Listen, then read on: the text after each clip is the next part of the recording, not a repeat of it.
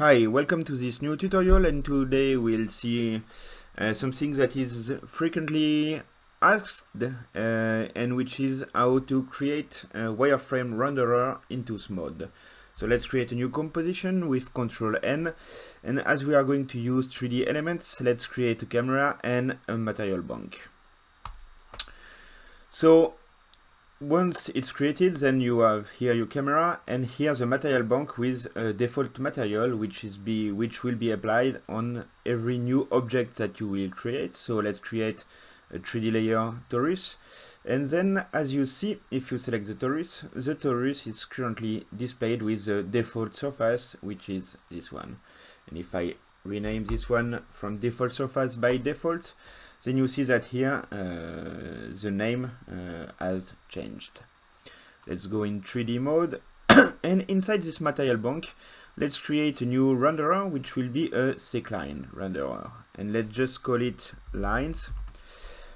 And now if I select my torus, now I see that I have two options in this menu, my default materials and my lines materials. So to configure these line materials, I shall click on this edit button, which will result in selecting the lines renderer into my material bank, and then access to its parameter. So let's reduce the size of the lines here. So the material bank actually is only a bank which contains different kind of materials that I will be able to use on every single object that I will create into Smode. So for instance, if I create this new geometry, then over my cylinder here, I can choose to use both default or line renderer. So this is just a container containing all my different materials. So first things I can do is select my geometry and change the renderer here, or I can simply drag and drop it over my element. So let's suppress the cylinder and continue towards the wireframe renderer. So now we have some kind of wireframe effect, but as you see, it's transparent, because right now I'm just displaying lines. And what I want to do is to display both surface and a line, one on top of the other. So let's create a new surface renderer, which I will call surface. It's fine. So let's put the surface material over the torus. Let's parameter it. So I will just for now remove the specular and change the diffuse by something a little bit darker. And then on the surface here, I will put flat shading, which will allow me to see the edges of my material. And let's create a light, a point light here. Alright, so to create a light, right click, light, and here you have access to all kind of different lights, but I will not review them here in this tutorial. Alright, so now I have my surface and my lines, but as you see, I can only display one or the other, but not one in top of the other. So to do that, I have several options. I can do a Control-Shift-A over the torus, which will result of extracting my material. Let's recreate a new torus here. So you see that before we had this referenter address, which allow to select the different materials that I have in my bank. And by doing a Control-Shift-A, I just add a new renderer, which means that my surface renderer here is now accessible not by clicking on the torus, but by clicking here. And I see that here I can change one of my two different reference materials by a surface, line, or whatever. And now I have my surface and my line, which are displayed over my torus. So this is one way to create the wireframe renderer. If I suppress my line, I can of course put it back by drag and dropping it. Know that I have kind of separated my torus from its renderer. I can now put whatever I want below my torus, and by just drag and dropping them. Now what I would like to do is to create a new material which allow me to create at the same time both the surface and the line renderer, because if I create a new geometry and I want to display this new geometry with my shader, it can be a little bit, how to say, bothering to each time do a Ctrl-Shift-A and replace one material by the other. So I would like to create a new wireframe material. And to do that, what I will do is selecting my line and my surface inside my material bank and do a Ctrl-Shift-G, like group, Ctrl-Shift-G, and I will rename this group wireframe. And now I have, and let's put the surface below the lines.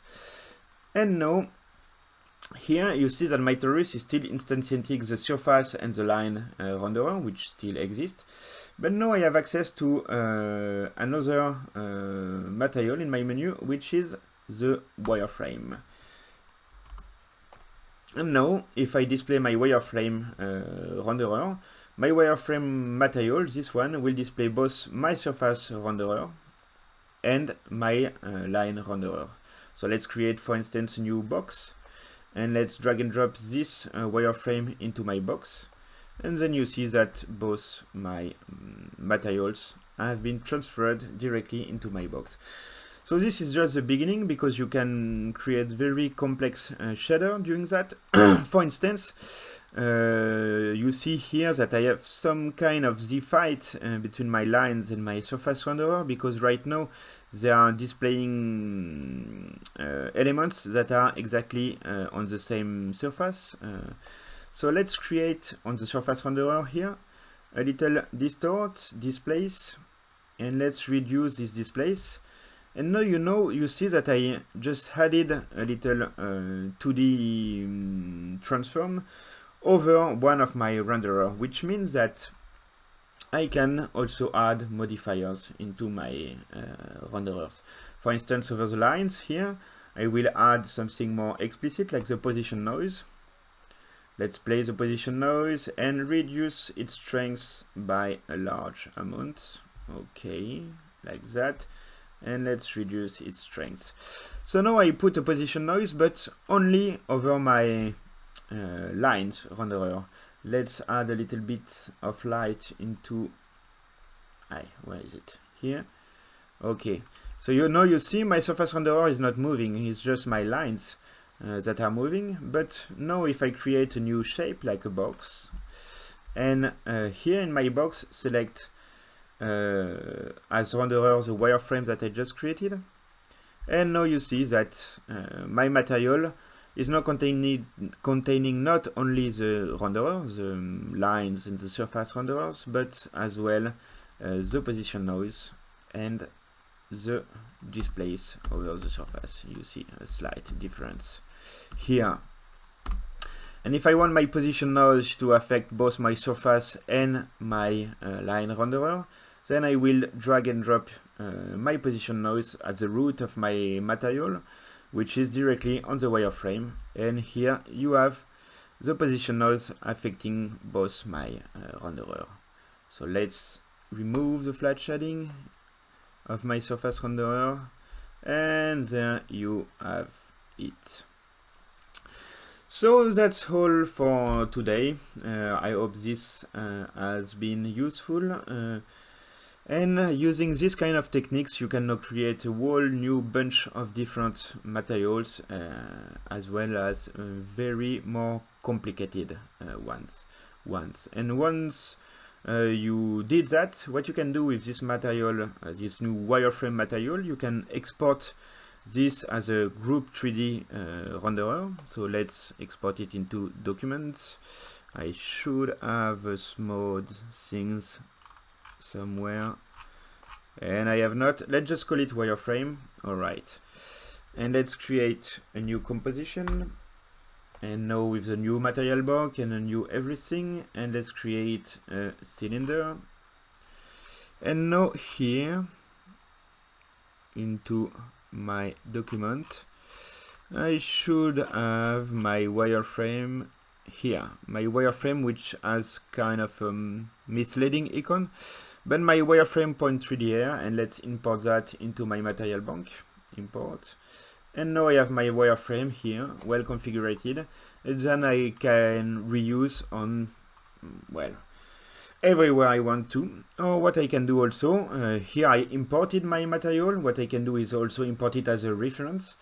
And doing that, this will allow me to just modify my material here on the specific windows, and every reference will be modified accordingly. Alright, that's all for today, and see you later.